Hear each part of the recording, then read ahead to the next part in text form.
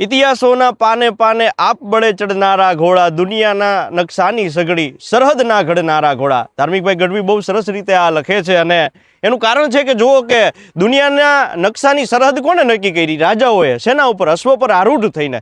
તો એ સરસ રીતે બંધ બેસે અને એવો જ 17મો કામા અશ્વસો જ્યારે વાંકાનેર મુકામે થઈ રહ્યો હોય ત્યારે પહેલેથી જ આ બધા અશ્વપ્રેમી અશ્વપાલકોને જે કોઈ પણ પ્રતિયોગિતામાં જવા ઈચ્છતા હોય એમને શુભેચ્છા સાથ અભિનંદન.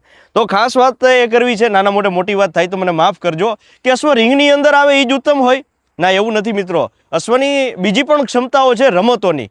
ટેન્ટ પેગિંગ છે, બેરલ રેસ છે, ગરો લેવો છે, મટકી ફોડ છે, સાથે બીજા ઘણા બધા પ્રદર્શન પણ ત્યાં થવાના છે. તો અશ્વ એની અંદર પણ સક્ષમ છે. ઘર આંગણે બાંધેલો અશ્વ હંમેશા ઉત્તમ હોય. બીજા કોઈ પ્રાણીઓની ભમરી કે એવું નથી જોવાતું. આની ભમરી એ જોવાય, કેસવાડી ડાબી કે જમણી છે એ જોવાય.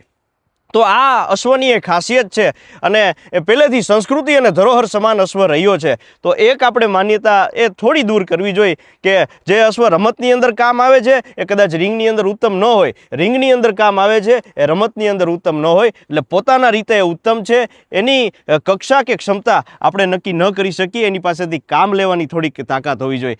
તો બસ ગુજરાત પશુપાલન વિભાગ, કાઠિયાવાડી હોર્સ બ્રીડર એસોસિએશન અને કામા મંડળી વતી આ ઉત્તમ પ્રકારનું આજે આયોજન થઈ રહ્યું છે. બધા જ મંડળી સભ્યોને પણ આપણે શુભેચ્છા આપીએ.